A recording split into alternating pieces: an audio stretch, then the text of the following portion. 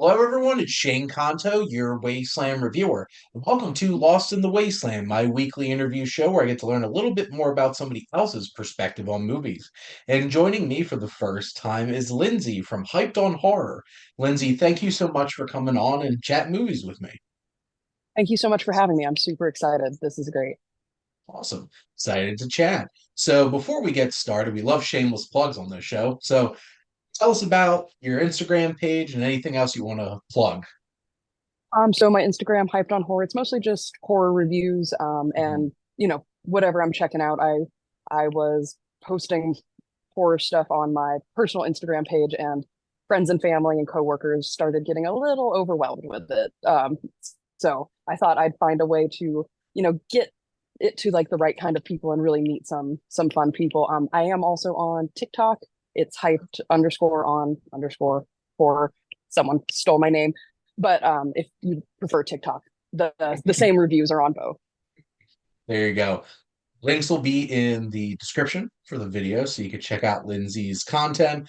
And yeah, it's funny because basically my Facebook page, like Shane Kanto Facebook page, is literally just I share what I do, and then my one friend shares memes with me. And just like, well, all my family and friends are just going to see endless contents. Here you go. Because, like, to be perfectly honest, I really don't have like a personal Instagram. It's just like, well, I spend most of my time watching movies, so at least you know what I'm doing. But Right. I completely understand that. But let's get started with everybody's favorite question to be asked who loves movies. What's your favorite film? Okay, so this one I was really thinking about, but Okay. it has to be Funny Games, the 2007 version, the American version. Don't get me wrong, I love the 1997 original, but I saw the 2007 version first, so that one kind of just stuck more true to my heart with Michael Pitt. I think he absolutely just killed that one, and Tim Roth not having a British accent just threw me such for a loop. I loved it. But yeah, no, that one, that's what really reignited my love for horror back about 10 years ago or so. I saw it with some friends, and I had always loved horror. This is what I grew up watching with my mom. But, over the years, kind of got away from it and really didn't see everything. And then I saw that, and just from there, it's just been an obsession pretty much. It's I have not seen the 2007 version. I have seen the original version, and that's a special kind of horror. Yeah. Funny games. It's just like these aren't like mass killers or anything, slashing people up. This is much more effed up than that. And it definitely strikes a chord. And it's such an interesting, interesting film to experience because I feel like it's the kind of film that like you have to really like film to like sit down Yeah. and watch something like that. And it's not going to be like casual, like I'm just going to go watch have some fun watching a horror movie. It's like it might be called a certain name, but I don't know how much fun you're going to have watching this movie. But that's definitely a very interesting pick. So definitely appreciate it. So let's turn that clock back. Let's think about, so Lindsay, what's your earliest memory of going to the movies? Ooh, so just in general, I do remember my parents took me to see Lion King when I was really Okay. little. Like that was my very, very first theater experience. Mm. But the most memorable one has to be my mom took me to see Sixth Sense when I was like 9.5. I don't know why she did that. My dad hates horror movies. He's a total chicken. So I think as soon as I was barely old enough and like she sat me down, she's like, "You're not going to have nightmares. You're not going to freak out. This is going to be fine." But I still remember the scene with the little girl under the blanket. And that is like just burned into my memory forever. That is obviously one of those like check that under films you watched when you were too young kind of thing. Yeah. And but special movie to go check out when you're 9 years old. Yeah. And I'm wondering like how much has your appreciation for it grown since you're like 9 years old? Because I'm imagining you didn't appreciate the depth of how far that film goes when you're like 9 years old. Oh yeah, not at all. To me, it was just like scary ghosts. I didn't understand the beginning of the movie whatsoever. And Mm, rewatching it as an adult, I was like, wow, that was really heavy. Like that whole yes. opening sequence. And that part of the movie really just struck a chord for me more, and then which in turn made the ending just that much more mind blowing. Because Mhm. my poor little 9 year old brain was just like, oh yeah, no, he talks to ghosts. It's fine. That's kind of cool and scary. But just seeing it as an adult, I was like, no wonder my mom wanted to take me to see that, and she wanted to go because it's brilliant to this day. It's funny talking about it because that is turning 25 years old. It actually turned 25 years old this Yeah, month. Shyamalan's a big August person. And talking to some of my friends, I'm just like, can you imagine getting a chance to see that in a theater without all the baggage of like knowing all the like the big twists and turns of the movie? And you yeah. did when you're 9 years old. So Special so wasted experience. on me. I had just I'd done love to a go back and see that ending again. it's That's something special. I had well, on one of my other podcasts, my friend and I talked about The Sixth Sense and Unbreakable, and just being able to go back and look at those early Shyamalan films and just being like, there's no wonder that like in the late '90s and early 2000s, people are like, this is the next like Spielberg or Hitchcock because those Yeah, were special films. And every time I watch The Sixth Sense, it just keeps growing on me because there's just so much emotion to it. On top of the fact that, yes, it is legitimately scary at times. And yeah, that opening sequence, just the shadow walking behind them, and you know somebody's behind them. And I would have thought Donnie Wahlberg had that in right. him. That was another thing wasted on me as the 9 year old, obviously not even knowing who he was, and then watching it again and being like, no way. Like I would have never guessed he was in the movie. It's like boy band star. Nope. Just Vincent Gray. And then did Blue Bloods for like 15 years. Yeah, So that's where we are with that. Now, shifting gears into a couple of questions that are, some of your favorites. I have a sinking feeling I know the answer to this, but what's your favorite genre of movies? definitely horror. I know Yeah. that's a hard one to,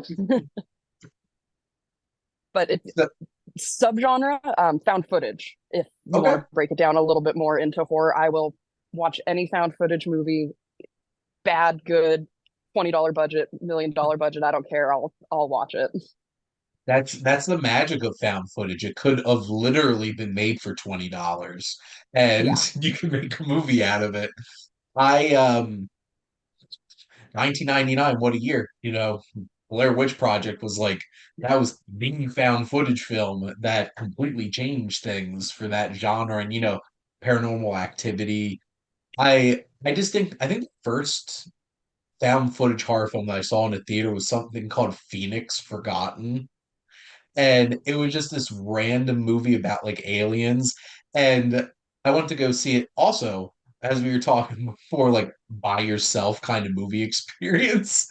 And it was about like this mystery about this kid disappeared, and it was 100% an alien abduction. Like there's no doubt about it. And it's this found footage film, and I was like, this was crazy. And then I went out, and people were like, this was a trash movie. I'm like, well, I had fun. Okay. But, it's that kind of experience where it's just like we've all, taken videos of things and made little home videos and seeing like horrifying things on little home videos, it's like it hits a chord. Certainly does. yeah. That point of view too, like feeling like you're seeing it is always so fun. And honestly, I've seen some amazing ones with the littlest budget, which is always like the most fun. And I saw Paranormal Activity in theaters. I love that because it was filmed in San Diego, Oh, only about nice. 20 minutes from where I grew up. So that one was really exciting when I was in high school for everyone. That's a fun little fact. And it's just like I grew up 20 minutes from there. And it's just like hopefully I never experience that ever. So but no, that is one of the awesome things about horror is that you don't need a huge budget to make a horror movie, and that's why we get so many. And 2024 has been such an interesting year for horror movies because there's like I feel like every week there's something new and something interesting being done. So we're uh we're eating good right Yeah. now when it comes to horror. Now, thinking about behind the camera, who's your favorite filmmaker? Ooh, so right now I would have to say Stephen Cognetti, who does the Hell House LLC movies. Okay. I love them. All four of them I thought were absolutely brilliant. And the fact that the fifth one's coming out, like those are Mm, ones that I've probably seen them all like 8 to 10 times, as much as I hate to admit that. yeah. Um, but on okay, so I kind of have two answers. And just from like a my whole history of loving movies, I would have to say James Wan as well, Okay. too. Just because going back even, 15, 20 years, just all the different movies that I've seen across like my horror loving like life. I definitely like it was one of those I wrote down Stephen Cognetti first, and I'm like, I do love me some James Wan movies Yeah. too. So There you go. I had never heard of horror in the Hell House series LLC before I got a screening link for the most recent one, like the Origins one. And I was not expecting, like, I had no expectations going into this movie. And that movie legitimately terrified me. Like, I'm sitting at home, it's like 9 o'clock in the morning, it's bright out, and I'm just like, this is like really effective because these damn clowns and the long, creepy tape of long shots and everything. I'm just like, I feel like I stumbled upon something really special right now, and I have no idea what the hell this is. And then I found out that like this is a whole entire series, and it's exciting that there's going to be another one. But no, he certainly can make a horror film and make something with plenty of tension. So that's I'm glad you brought him up because like those are some films like mentioned. Watch a lot of movies. I had never heard of them, so give them a little bit of a spotlight. But then James Wan is such an interesting career because, being involved with Saw and then just creating Conjuring universe yeah, and how that's dominated horror for a long time. And those are some terrifying films.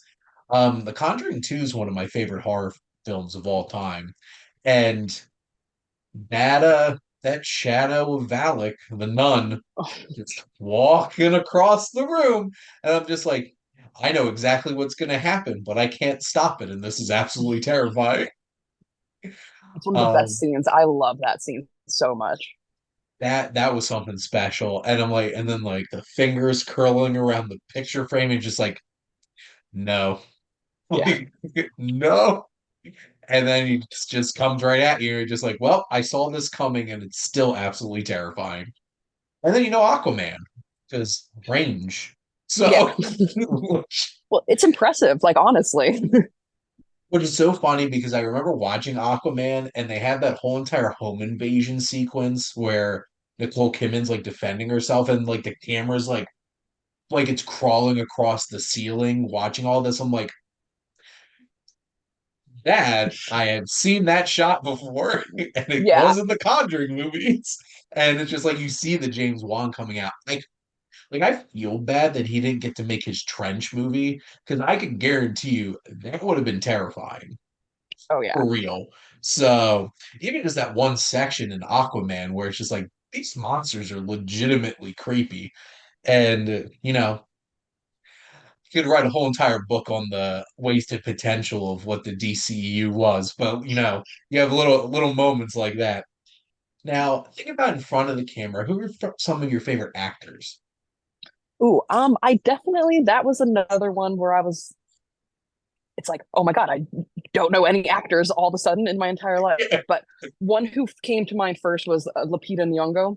Mm, Us is one of my all-time favorites. That is just her playing both those roles were just mm, so different, but then just so beautifully done as like a doppelganger with those small little nuances that you see in both, but just being so two completely different people on screen. mm, Just amazing. And then oh, I cried like a baby in A Quiet Place day one. She just sold me with that. Oh, mm, such an amazing performance.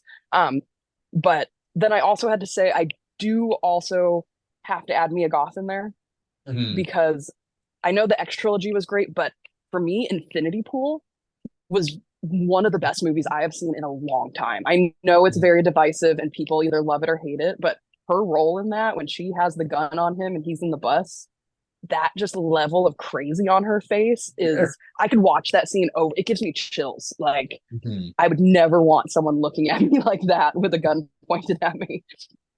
So Lupita Nyong'o is such an amazing actor, and like coming onto the scene with something like 12 Years a Slave and just blowing everybody's mind with her incredible performance.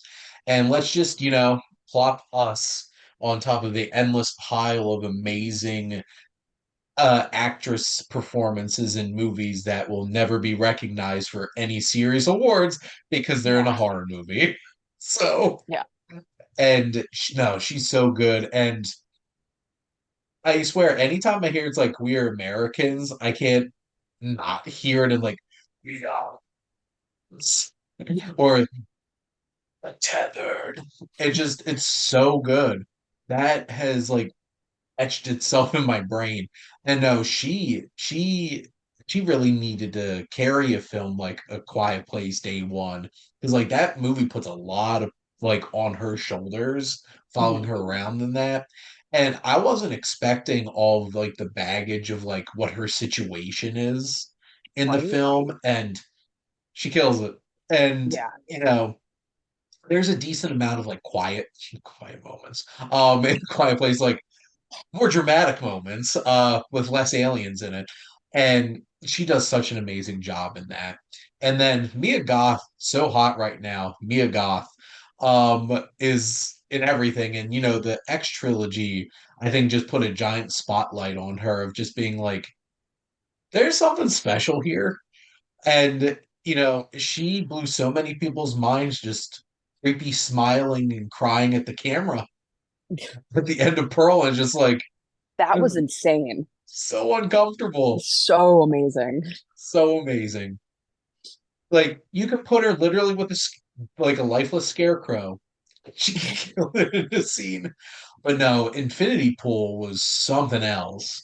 Yeah. And she's something else. And that film, she is off the walls. And they're like, this is the kind of rich people crazy, like, we need to be worried about. Because it's just like completely maniacal, just like you have way too much time on your hands, and she completely embodied that. It makes me really upset that this Blade movie is in like the worst like development hell cycle right now, because I would have loved to actually see her in a film like that as an antagonist, which I doubt she's going to wind up being in it by the time the hell this movie actually gets a script and stuff like that. But it's always interesting to see what she has lined up next. So absolutely for sure. Now, Lindsay, what's a film that you feel like you could watch just basically every day?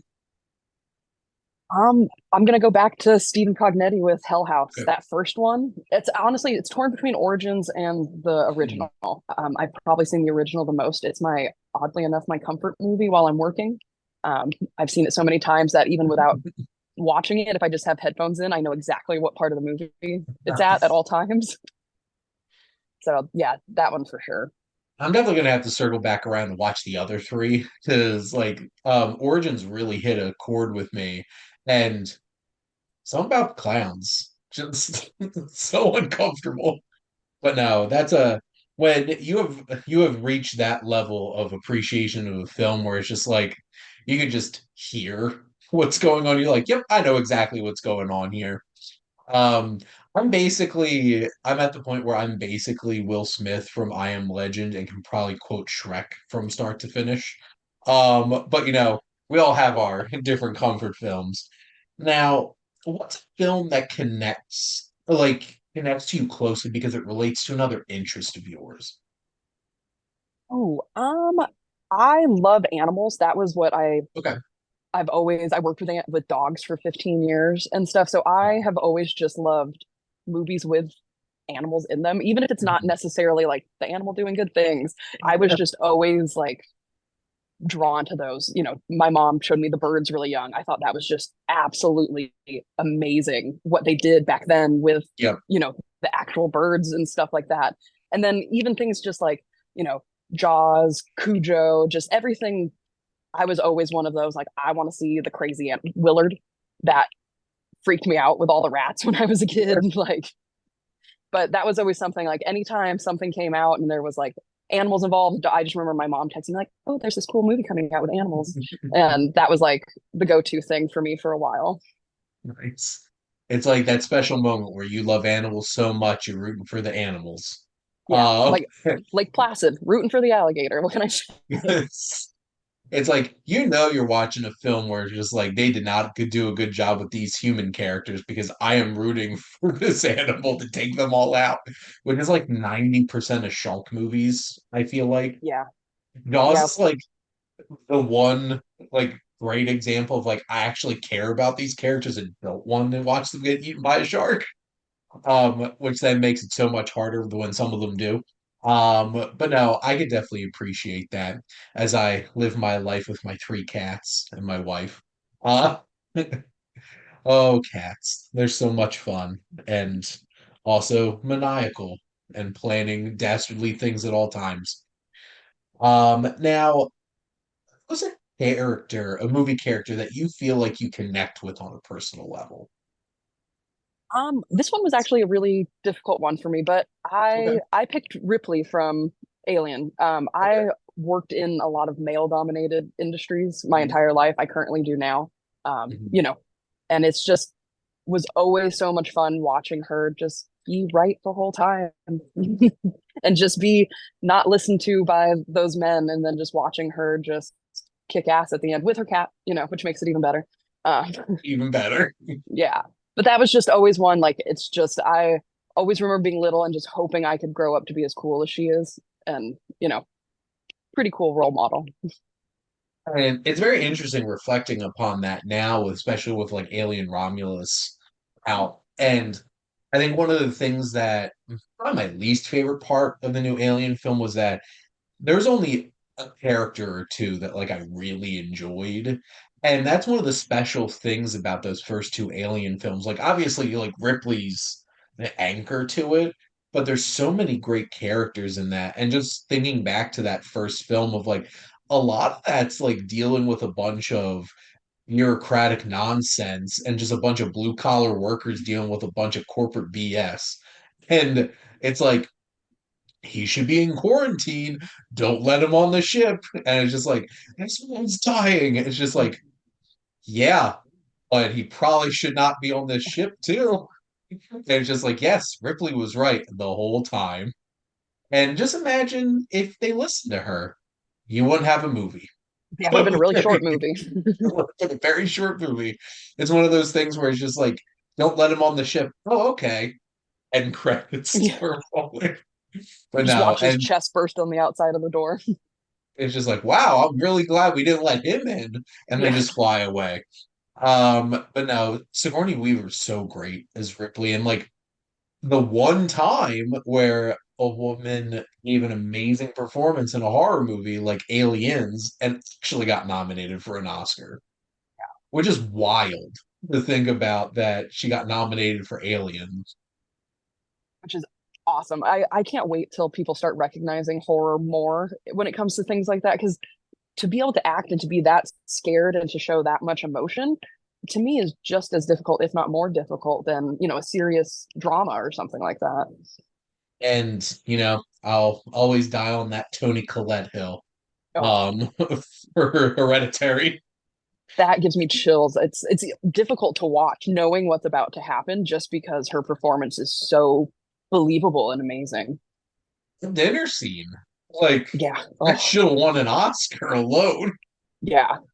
Not to mention all the crazy sadistic things that happen after it.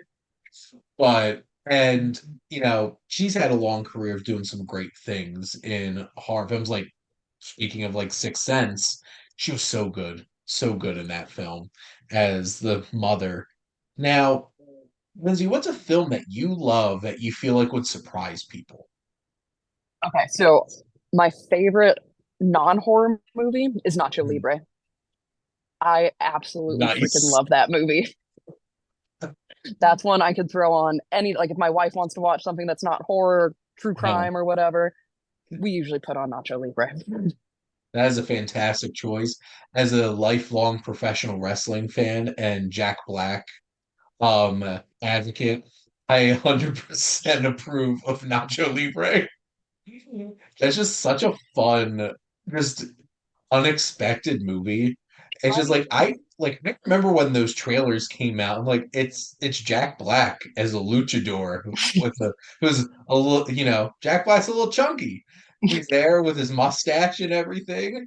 Nacho, just when you can get like a really good, funny person to commit to a bit so hard and just so earnest and charming, that's what you get. You get Nacho yeah. Libre. So I, I appreciate that one. Now, Lindsay, my last question for you is what do you love most about movies? For me, it's always just been an escape. Just no matter what, no matter how tough things get, it's just one of those ways to just turn off the brain and, focus on something else for a while. I Mm. had a heart condition for a while and had heart surgery and I couldn't really do too much for a little bit. And I just remember like watching movies and just like checking out and forgetting about how, lame things were, how stressful things were, and just, get to go into that little magical, scary world, you know, where it's like you have a little control, but then it's also at the same time no control whatsoever. I appreciate that. And that's certainly one of the big things for me too, where it's like you get, especially going out to a theater, you get lost in a movie for a while in a dark theater and you walk out, it's like, oh crap, that's not real life. This is real life. Now I gotta walk back to my car. And then you have that walk and you're like slowly getting back into reality. It's like I'm not like fighting ghosts and stuff like that, which it's also very interesting because you're escaping real life, and then in your escape, you're trying to escape some really scary things. So that's always a fun time. But Lindsay, I really appreciate you coming on. And how I always like to wrap up my show is letting my guest ask me a question. So, what would you like to ask the Wasteland Reviewer? Okay, so I'm excited for this. But if you had to pick one genre of movie only to watch for the rest of your life, what would it be? Hmm, that is because like my favorite genre is science fiction. So that's like probably the easiest answer for me because there is a lot of variety in sci-fi and like I love things like I love dystopian things. I love 2001 A Space Odyssey and like those high intellectual kinds of things. But I feel like if I could only watch one type of thing for the rest of my life, life's hard. I feel like I would just want to watch comedies because I want to have some laughs, to be honest.